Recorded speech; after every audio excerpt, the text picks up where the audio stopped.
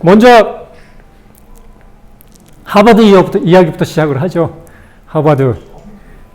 누구나 모르는 사람이 없죠. 아마 서울대는 안 가고 그렇게 가보고 싶다 이런 생각이 안 들어도 미국을 여행하면 하버드는 보스턴을 가면은 하버드 대학을 한번 가보고 싶다 누구나 생각할 거예요. 정말 대단한 대학이죠. 거의 400년이 됐고요. 그리고 학생 수는 학부생은 많지 않습니다. 한 6천 명 조금 넘어요. 그리고 사실 대학원생이 한 15,000명 되고요. 교수만 2,400명이니까 학생 수 이 정도밖에 안 되는데 한국 대학들이 보면 정말 부럽죠. 자금이 48조 원이 넘습니다. 아마 대한민국에 1조 원이 넘는 대학이 없을 거예요. 그리고 캠퍼스도 257만 평이나 되니까 아직 25만 7천 평이나 되니까 저는 한 20번 가본 것 같아요. 하버드 대학을 보스턴 갈 때마다 들려봤으니까요. 그리고 실제적으로 아이를 하버드 대학을 보내고 싶어서 열심히 노력했는데 못 보냈죠. 그래서 공부를 많이 했습니다. 이 대학에 대해서. 그러니까 정말 전 세계 어느 대학도 넘보지 못하는 예일이나 프린스턴도 하버드 대학의 항시 컴플렉스를 갖고 있습니다. 도저히 못 쫓아갑니다. 최고의 천재 학생들과 천재 교수들이 모여서 이 많은 돈 갖고 이 많은 시설 갖고 하는 데니까 대단한 대학이죠. 그러니까 하버드 대학은 부정을 할 수가 없습니다. 최고의 대학이고 최고의 교육이 이루어진다. 이 하버드 대학이 실제적으로 400년이 됐지만 지금 대학을 갖춘 거는 한 150년 전밖에 안 됩니다. 그러니까 그게 이제 산업혁명이 완숙 단계에 들어가면서 그 산업혁명에 맞추면서 하버드 대학을 바꾸기 시작했죠. 그게 이제 찰스 엘리엇 1869년에 36살의 나이로 하버드 대학 총장이 돼서 40년을 하버드 대학 총장을 했습니다. 젊은 나이에. 그러면서 지금 여기 계신 분들이 대학 다닐 때 그리고 지금 우리 자녀들이 다니는 대학의 거의 모든 시스템의 골격은 이 양반이 만들었습니다. 이 양반이 만든 핵심은 이겁니다. 그 전에는 하버드 대학도 옥스퍼드나 캠브리지나 마찬가지입니다. 신학대학이나 마찬가지입니다. 그러니까 청교도 성직자들을 키우고 또 그 귀족들이 그 귀족 문화에 제대로 살기 위해서 키우는 거였기 때문에 어떤 신학대학이나 마찬가지였죠. 근데 이 찰스 엘리엇 이 양반이 이제 처음으로 산업화 시대에 맞춰서 연구 중심 대학을 만들고 권력을 교수와 학생들한테 돌려주는. 그 전에는 이제 학교 운영자, 주로 이제 목사님들을 비롯해서 학교 운영자들이 학교의 그 커리큘럼부터 인사권부터 모든 거를 이렇게 흔들었죠. 그거를 교수들한테 돌려주고 학생한테 돌려주고. 그거를 이제 로렌스 웰 총장은 이제 교수들한테 학생들한테 집중해서 학생들이 더 많은 선택권을 갖고 공부할 수 있게 만들었고요. 그리고 제임스 코넌트는 원래 연구원입니다. 연구원이기 때문에 교수들이 연구를 잘할 수 있게 만들었고. 그래서 이 세 사람이 기초를 닦은 하버드 대학이 그 이후로 세계 최고의 대학이 돼서 지금까지 아까 보신 것처럼 이어왔죠. 그러니까 하버드 대학이 한 게 뭐냐 이거죠. 그러니까 하버드 대학은 이제 산업혁명이 일어나면서 산업혁명이 하면서 기계가 만들어지기 시작했죠. 기계 스스로 에너지를 만들고 그리고 기계가 스스로 움직이는 이런 시스템에 의해서 공장이 세워지게 됐죠. 대량 생산 시스템. 거기 시스템이 바뀌는데 하버드 대학뿐만 아니라 대부분의 대학들이 옛날 신학대학 그 체제를 유지하고 있었습니다. 그런데 찰스 엘리엇이 한 것은 그런 요구에 맞춰서 독일이 먼저 1801년에 빌헬름 홈볼트가 베를린 대학을 만들었죠. 그래서 독일이 연구 중심 대학을 만들면서 독일이 지금까지 그 중공업에 막강한 나라가 된 게 대학을 먼저 베를린 대학을 만들면서 독일이 먼저 앞서갔고요. 그걸 본따고 영국의 캠브리지나 옥스퍼드의 그 기숙사 생활을 하면서 공동체 생활하는 이걸 접목을 하면서 하버드 대학을 만든 거고요. 이게 이제 어디까지 연결이 되냐면요. 오늘 얘기는 이제 자동차 얘기부터 시작을 하려고 그래요. 자동차가 우리 생활에 가장 밀접한 산업이기 때문에 이 산업혁명이 1908년이니까 찰스 엘리엇이 거의 끝날 때쯤이죠. 여러분이 잘 아는 포드 T 모델이 나오면서 대량 생산이 시작됐죠. 그러면서 이미 2차 대전 전에 미국의 자동차 3사가 수백만 대의 자동차를 만들어냈습니다, 이미. 그리고 2차 대전 때는 군수품을 만들고 그 이후로 1000만 대 이상이 넘어가고 그랬죠. 그러면서 이 자동차 산업이 어떤 역할을 하냐면요. 미국의 중산층을 형성하는 데 막강한 역할을 합니다. 막대한 역할을 해요. 그러면 그전에는 평민들은 돈을 버는 방법이 그렇게 많지 않았거든요. 근데 이 수백만 대씩 생산하는 자동차 산업이 일어나면서 관련 산업들이 커지고요. 도로를 만드니까 건설업부터 관련 산업들이 커지고 그러면서 이 자동차 산업을 중심으로 여기에 종사하는 사람들이 돈을 많이 벌기 시작했죠. 그래서 미국의 백인 중산층들은 거의 80%가 자동차 산업, 러스트벨트라고 그러죠, 지금은. 디트로이트를 중심으로, 이번 미국 대선에서도 거기서 누가 갔느냐 난리 쳤는데, 거기를 중심으로 중산층이 다 형성이 된 거예요. 그래서 이게 미국을 세계 최강을 만들었죠. 가장 중산층이 탄탄하고 이런 나라를 만들었고요. 자동차 산업이 커진 거는 항시 산업이 기술이 계속 나오면은, 사람들이 새 기술에만 관심이 있거든요. 근데 100가지 기술이 나오면은 한 가지 정도도 우리 생활에 크게 퍼지질 않습니다.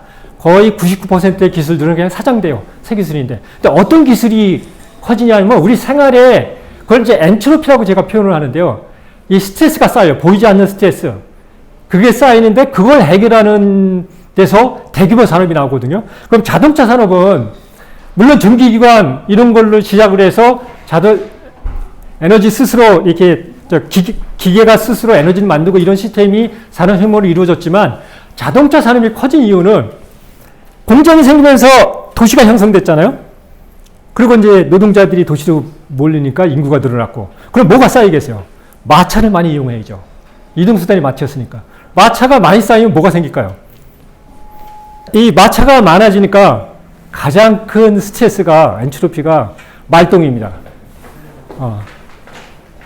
수만 마리의 말들이 다니니까 말똥이 뜨니까 너무 많아지고 지저분하고 냄새나고 그러니까 이거를 해결하는데 자동차가 큰 역할을 했죠. 자동차가 나오니까 일단 우리가 쌓인 걸 해결한 거예요.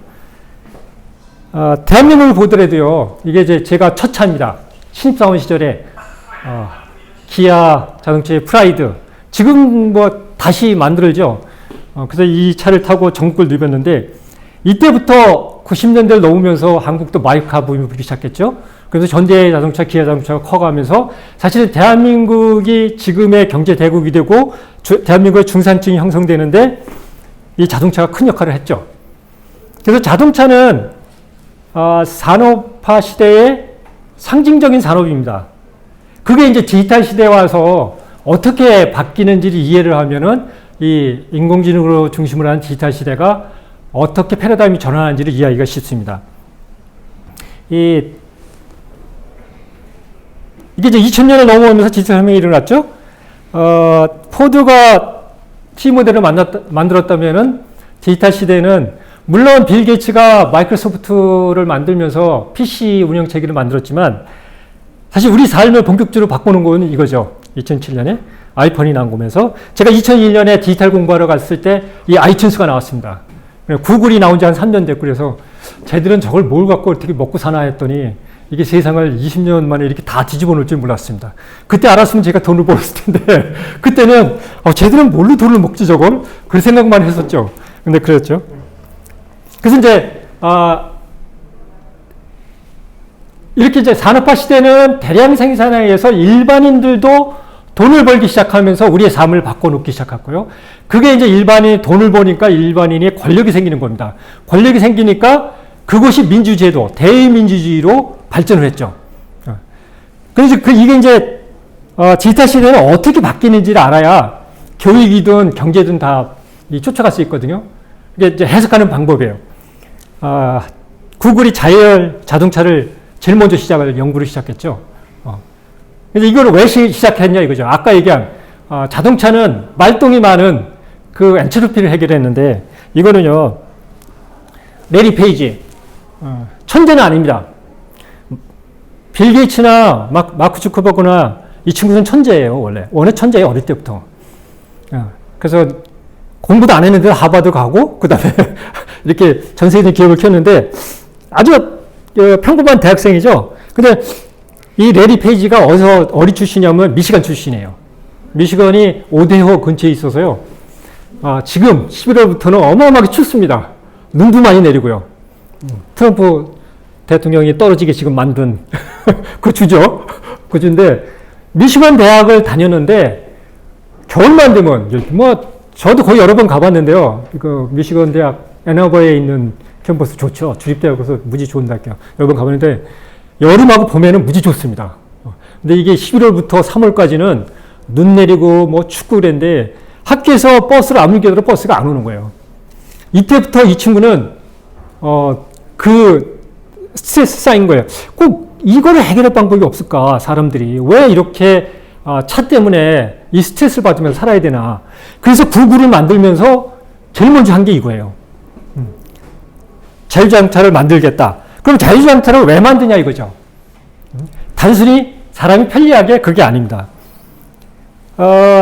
자동차가 많아지면서 대한민국도 겪었죠. 지금도 이제 코로나 때문에 사람들이 차를 많이 갖고 나오니까 차가 무지 많이 막히더라고요. 그래서 무조건 전철 타고 다닙니다. 전철도 사람 많더라고요. 이제 엔트로피가 증가한다고 해요. 엔트로피는 쓸모없는 에너지예요. 이게 물리학 용어인데 그래서 원래 비즈니스 모델에서는 인터넷 그러니까 디지털 비즈니스에서는 이 엔트로피 개념을 무지 중요하게 생각해요. 엔트로피가 쌓이면은 거기에 가치가 갇힌다 그래요. 그래서 트랩트 밸류라고 하는데 가치가 갇히면 그걸 푸는데 비즈니스 모델이 나오는 거예요.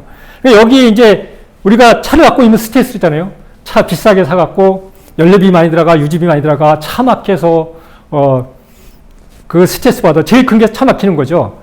그래서 우리가 이런 거 다 겪는 거 아니에요?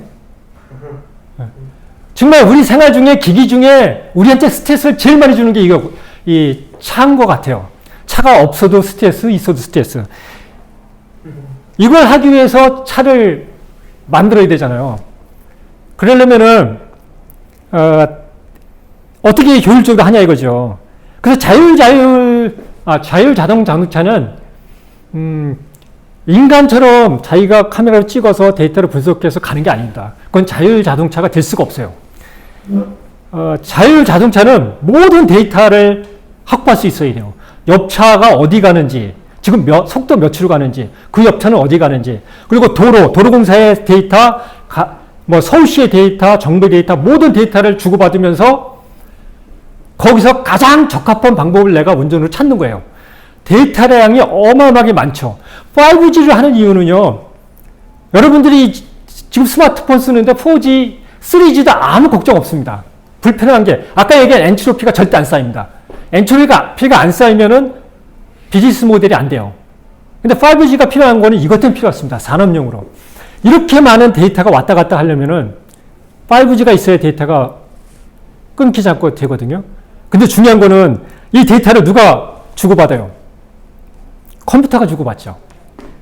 그래서 자율 자동차는 인간이 아니고 스스로 움직이는 게 아니라 데이터를 주고받는 컴퓨터가 모든 걸 한다는 얘기예요. 그래서 자율 자동차를 하는 거예요. 이 개념을 이해를 못하면은 대부분의 자동차 회사들이 겪고 있는 지금 어려움을 겪게 되죠. 현대의 자동차는 그동안 수소차를 만들겠다고 아직도 그걸 못 놓고 있더라고요. 에너지 절약이 아니거든요. 에너지 절약에는 여러분들이 아무리 경제 형편이 어렵더라도 개선이 넣는데 스트레스 안 받아요. 그렇게. 그거 갖고 산업을 바꿀 수가 없어요. 근데 대부분의 기존 자동차 회사들이 친환경이다, 에너지를 절약한다, 이걸로 접근한 거죠. 근데 그게 아니라, 전기차로, 우리 이직 대표님 오셨지만, 테슬라를 좋아하시는, 전기차로 모든 게 돌아가는 이유는 컴퓨터를 만들겠다는 거예요. 자동차를. 그죠? 그래서, 또 하나의 천재죠. 이 친구는 천재입니다. 1971년생. 73년생인가? 아까 레리 페이지가 71년생. 70년대 초반 중에 거물들이 많습니다. 아마 스티브 잡스가 55년생, 빌 게이츠가 55년생입니다. 55년이 운이 좋은가 봐요. 천재들이 많이 나왔거든요. 그 사람들을 보고 자란 것 같아요. 고등학교, 대학 다니면서. 그래서 요 세대가 이런 사람이 많거든요. 이 친구는 남아공 출신입니다. 엄마가 캐나다 사람이라 시민권자라 캐나다 시민권을 갖고 있었는데 남아공에서 고등학교를 나오고 동생하고 백불을 들고 무조건 캐나다로 온 거예요. 둘이서. 그래서 캐나다에서 워낙 강한 생활력을 갖고 있어요. 그래서 캐나다에서 퀸즈 대학이라고 온타리오 토론토 대학에 있는 퀸즈 대학에 가서 2년을 다니다가 유펜으로 편입을 했어요. 그래서 미국으로 넘어간 거예요. 그래서 운 좋게 페이팔 만드는데 같이 탐지가해갖고 돈을 벌었죠. 그걸로 제가 특파원 할 때 이 테슬라 로드스터가 나왔거든요. 2007년에. 이거 나오니까 실리콘밸리에 그 벤처 해갖고 성공한 애들이 난리가 났어요. 이것 때문에. 그래가지고 2만 대를 팔았어요. 근데 하나에 1억이에요. 차가. 자동차도 아니에요. 이거는 앨리스라고 영국의 조그만 그 청년들이 좋아하는 스포츠카가 있었어요. 얘들이 슈퍼카는 못 사고 그걸 사는데 그 껍데기 가다가 전기 배터리, 그것도 리튬이온 배터리라고, 리튬이온 배터리는 우리 건전지 들어가는 거 있잖아요. 안전성이 떨어져서 자동차에는 안 썼어요. 그걸 기술 개발로 해서 이걸 만들어서 딱 내니까 이 실리콘밸리에 성공한 벤처 애들이 다 이걸 사는 거예요. 1억이 넘는 거를. 그래서 2만 대를 팔았어요. 난리가 났죠. 근데 더 기가 막힌 거는 솔라시티라는 걸 같이 만든 거예요. 그러니까 이게 솔라시티는 뭐냐면 쉽게 얘기하면 배터리 회사라고 하면 돼요. 어떻게 하면 에너지를 잘 절약할 건가, 저장할 건가. 이거하고 또 하나는 더 큰 꿈을 꾸는 거예요. 그러니까 이게 이 천재들은 이 머리만 좋은 게 아니라 이런 꿈을 갖는다는데 차별성이 있는 것 같아요. 그러니까 돈을 벌기 위해서 하는 건 아니에요. 테슬라가 터지면서 일론 머스크가 돈을 벌기 시작한 거는 2, 3년밖에 안 돼요. 그전에는 집도 팔고요. 몇 번 넘어갈 뻔했거든요. 자금이 모자라서. 그러니까 돈 벌기 위해서 하는 게 아니고 스페이스 X라고 있습니다. 거의 비슷한 애 만들었습니다. 지금은 거의 20년이 돼가죠. 스페이스 X 만들 때도 기존 항공산업자들이 우스웠죠. 이게 정말 보잉 같은 회사들이 우주선 하나 쏠 때 1조 5천억이 들어가거든요. 그걸 200억에 쏘겠다 그랬어요. 그걸 왜 돈을 그렇게 많이 들으면 어떻게 우주 개발을 하냐. 200억에 쏘는데 그것도 왜 쏘고 버리냐. 갔다가 다시 오는 걸 만들겠다고 했죠. 그러니까 이걸 하니까 이런 회사를 만드니까 보잉부터 시작해서 나사도 쳐다보지도 않고 코웃음 쳤죠. 완전히 이렇게 테이프를 붙여서 무슨 하겠다는 거 똑같죠. 테슬라 자동차도 마찬가지예요. 처음에 만들 때 그 앨리스라는 껍데기 갖다 만드니까 GM이나 이런 회사들은 코웃음 쳤죠. 그런데 이 친구들이 그 스탠포드를 중심으로 새롭게 항공산업을 전공한 젊은 애들이 기존 사업에 경험이 없는 애들이 이런 큰 꿈을 꾸고 무조건 도전을 한 거예요. 그래가지고 10년 만에 성공을 했죠. 펠컨 1이라는 것부터 시작해서 펠컨 9까지 다 하고 지금은 나사의 모든 우주선은 여기서 쌓아 올립니다. 20년도 안 됐어요. 이게 이 친구들이 하는 일이거든요. 그래서 이렇게 자동차부터 시작을 해서 테슬라 자동차가 모든 걸 뒤집고요. 이렇게 우주선 개발까지 이 친구들이 그 만드는 이 세계는 기존 세계하고 다르거든요. 그래서 저는 이 모든 거를 뭘로 접근을 했냐면요. 이 세 개의 책, 아까 보여드린 세 개 제가 쓴 책들이 다 똑같습니다. 생산성 개념으로 접근한 거예요. 그러니까, 지금도, 저는 이제 방송사를 떠나서 지금 학교에 가 있지만, 방송사에 있을 때도 혁신할 때 제일 어려운 게, 그 생산성의 지수함수적인 이 상승을 아무 설명도 이해를 못 하는 거예요. 산업화 시대는 경영학의 모든 모델은 10%, 20% 생산성 향상이거든요. 효율화죠. 그래서 관리를 많이 했죠. 기계화도 그거고요. 근데 이 디지털 시대는 1조 5천억 원에 쏘는 우주선 쏘는 거를 비용을 200억에 줄이는 거예요. 그럼 몇 배예요? 50배가 넘잖아요. 50배, 500배의 생산성 향상이 없으면 디지털 시대는 비즈니스로서 의미가 없어요. 그죠? 그 실리콘밸리에서 투자를 제일 많이 하는 친구가 있어요. 피터 틸이라고. 그 친구도 페이팔을 같이 5명의 페이팔 마피아라고 있는데요. 페이팔을 만들어서 거기서 돈을 벌어서 투자를 하죠. 그 친구가 생각하는 거는 모든 거예요. 아무리 자기한테 투자를 받으러 와도 적어도 몇십 배의 생산성 향상이 없으면 투자를 안 해줘요.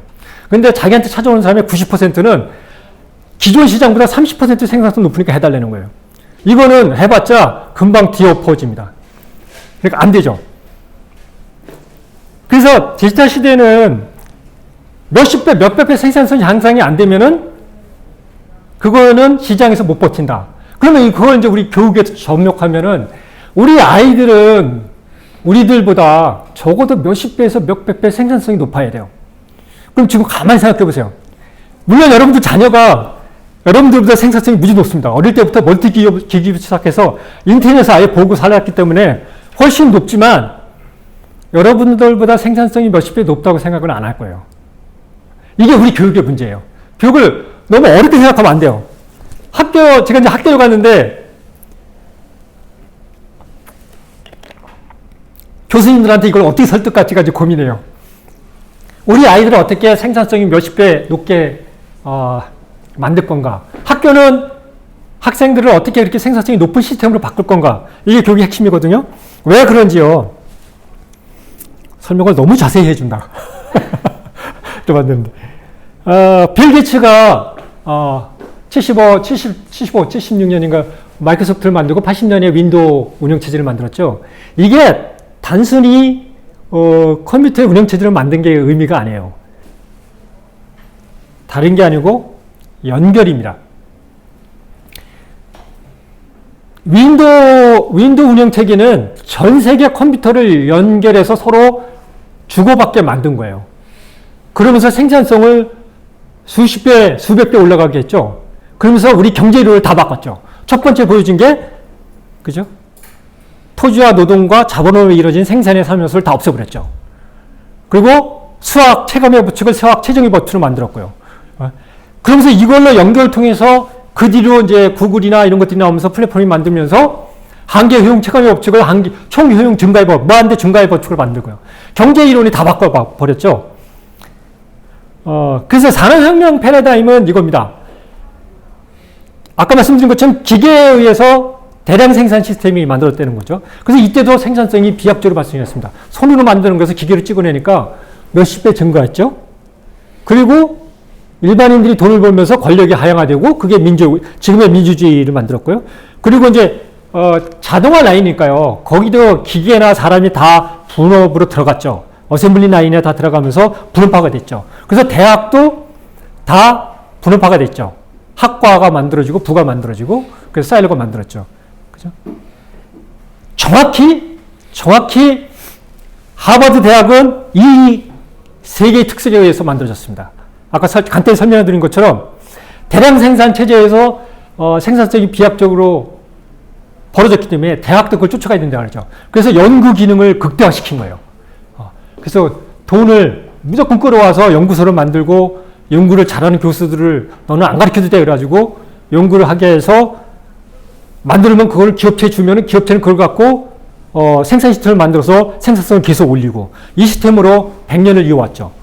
권력에 하향하는 아까 말씀드린 대로 교수와 학생들의 교과 선택권 이것부터 시작해서 교수들이 자기가 가르칠 걸 자기가 정하고 그전에는 자기가 못 정했습니다. 학교에서 정해진 대로 교수가 가르쳐야 돼요. 근데 학부도 자기가 만들고 학과도 자기가 만들고 자기가 원하는 걸 가르치는 교수에게 막강한 권력을 줬죠. 그리고 분야별로 아까 얘기한 학부를 만들면서 쪼개놓기 시작하고요. 그래서 산업화 시대, 하버드를 중심으로 하는 하버드 시대의 교육은 직업을 쫓아가는 교육이라고 합니다. 산업화 현장에서 요구하는 대로 맞춰주는 거예요. 자동차 산업이 지금 커가고 있다, 대한민국에. 그럼 대한민국의 거의 대부분의 대학이 자동차 공학과가 생깁니다. 지금도 마찬가지일 거예요. 뭐 인터넷이 하면 뭐 유튜브가 날리니까 멀티미디어 학과 무지만이 신문방송학과였죠. 언론정보학과 연구에서 지금 다 그로 바뀌었어요. 이게 전형적인 직업을 쫓아가는 교육입니다. 근데 이게 이제 디지털은 어떻게 바뀌냐면요. 비선형 네트워크 효과라고 합니다. 네트워크 효과를 많이 들어보셨죠? 비선형으로 이루어져요. 이게 순서대로 이루어지는 게 아니고요. 시간도 뒤죽고요. 그죠? 이건 이제 이런 이론은 이제 이론 갖고도 한참 얘기하는데, 예를 들면 그래프 이론이런 거 있잖아요. 그래프 이론이 뭐냐면요. 간단히 얘기하면은 전철 노선도 보면 아시잖아요. 거기는 방향이나 거리 중요하지 않습니다. 어느 역과 어느 역이 어떻게 연결되어 있고 내가 어느 선을 타면 내가 원하는 데 가느냐 이걸 얘기해 주는 거예요. 이게 그래프 이론이에요. 그걸로 오일로부터 시작한 그 그래프 이론이 집적회로 만들면서 컴퓨터가 발전시키고 지금의 세상을 만들었죠. 그런 걸 비선형이라고 해요. 비선형에 의해서 네트워크 효과가 일어나고요. 네트워크 효과가 일어나서 지수함수적인 생산성 증가라고 그래요. 아까 얘기한 산업화 시대의 생산성을 넘어가죠. 지수함수는 뭐냐면요. 거듭 제곱을 얘기해요. 2의 n승으로 이루어져요. 32비트에서 64비트 간다 그러면 2의 32승에서 2의 64비트예요. 그렇게 그래서 제가 그걸 계산해 보니까 4,350억 배가 늘어나더라고요. 그래서 5년마다 비트가 10년마다 5년마다 바뀌면서 10년마다 완전히 바꾸죠. 10년마다 비트가 바뀔 때마다 우리가 정말 세상이 뒤집히는 걸 겪는 게 이것 때문에 그래요. 그렇죠? 그리고 권력이 이제 커뮤니케이션, SNS를 시작으로 권력이 SNS가 이 정보가 무한대로 흐르다 보니까 권력이 초개인화했죠. 그리고 전 분야가 융합합니다. 왜 방송? 제가 34년간 일했던 방송 산업은 명확했죠. 방송, 영화, 출판, 이렇게 만화, 이렇게 다 음악 다 나눠져 있었죠. 이게 콘텐츠라는 말이 나온 지가 20년이 넘었죠. 왜 콘텐츠라는 말이 나왔겠어요? 온라인, 인터넷이 생기면서 모든 게 예전에는 유통 경로가 다 달랐잖아요. 신문 가는 거 다르고 방송 가는 거 달랐는데 온라인이 생기면서 한쪽으로 다 들어간 거예요. 그래서 온라인에 들어가는 모든 콘텐츠를 콘텐츠라고 부른 거예요. 그러니까 이미 20년 전에 융합을 했는데 미디어 산업이 신문부터 방송까지 다 어려워진 이유는 그 콘텐츠로 바뀌었는데 용어만 콘텐츠로 바꿨지 왜 콘텐츠로 바꿨는지를 이해를 못한 거예요. 그러니까 시스템을 못 바꿨죠. 그러니까 여기에 모르는 방송도 모르고 출판도 모르고 신문도 모르는 친구들이 콘텐츠를 만들어서 신생 사업자로 올라간 거죠. 그러니까 전문화가 융합하는데 우리나라 교육이 그렇게 되냐 이거죠. 안 되고 있죠. 그리고 우리 젊은 친구들한테는 아주 중요한 게 있습니다. 지금은 원 월드라고 합니다. 글로벌화가 완성이 됐죠. 코로나 번지는 거 보세요. 예전 같으면 이런 적이 없잖아요. 스페인, 그러면 스페인 독감, 그러면 스페인에서 퍼지고 유럽 대륙, 남미도 이렇게 됐잖아요. 지금 전 세계가 퍼지잖아요. 글로벌 월드입니다. 가장 큰 거는요, 잡스 선생이 스마트폰을 만들면서요. 중국이 제일 먼저 그걸 보여줬죠? 중간 단계를 뛰어넘었죠. 유선 단계를 뛰어넘고요. 바로 무선으로 갔잖아요. 그러면 이 혜택을 누가 제일 많이 보냐면요. 동남아, 아프리카, 남미, 저개발 국가들이 제일 많이 보습니다. 이 사람들은 그걸 다 뛰어넘었기 때문에 인프라 돈 들 필요가 없어요. 그러니까 이 사람들의 정보 습득력은 우리하고 똑같아요. 정보 습득이 권력을 주잖아요. 그래서 글로벌이 원 월드가 된 거예요. 그래서 글로벌화가 완성이 됐다는 거예요. 그래서 이 디지털 혁명 시대의 그 패러다임 저거를 잘 알고 그 다음에 살펴보자고요. 그래서 이 세계는 그렇게 비선형으로 연결돼서 서로 상호작용을 하면서 이루어지기 때문에 직업을 쫓아갈 수가 없습니다. 끊임없이 바뀌거든요. 아까 보여드린 것처럼 이 연결에 의해서 이 디지털 세상은 연결에 의해서 성장을 하고 진화하고 적응을 합니다. 이게 계속 돌아요. 이게 멈추는 플랫폼은 다 죽어요. 그러면서 노드를 끊임없이 늘리기도 하지만 그게 상호작용하면서 진화를 하고 외부 변화에 의해서 계속 적응을 하고 이걸 맞춰가거든요. 이런 세계에서는 내가 목표를 삼고 간 직업이 금방 없어집니다. 삼성전자가 언제 망할지 몰라요. 그래서 직업을 쫓는 교육이 아니라 직업을 창조하는 교육으로 바꿔야 되거든요. 그래서 크리에이티브라 그러죠. 여기서 크리에이티브라는 용어도 바뀌잖아요. 요즘 크리에이터를 누구를 크리에이터라고 제일 많이 불러요? 유튜브 하는 사람들이잖아요. 왜 크리에이터라고 해요? 그 사람들은 옛날 산업화 시대의 개념으로 크리에이터 하는 사람이 아닙니다. 이것저것 갖다 조합하는 사람들이거든요. 크리에이터 개념이 바뀌는 거예요. 그래서 직업을 창조하는 개념도 바뀌는 거예요. 그래서 그거는 이제 뒤에 가면서 좀 더 생활할게요. 그래서 이제 다시 이제 교육으로 들어가자고요. 우리 애들을 어떻게 키워야 될지.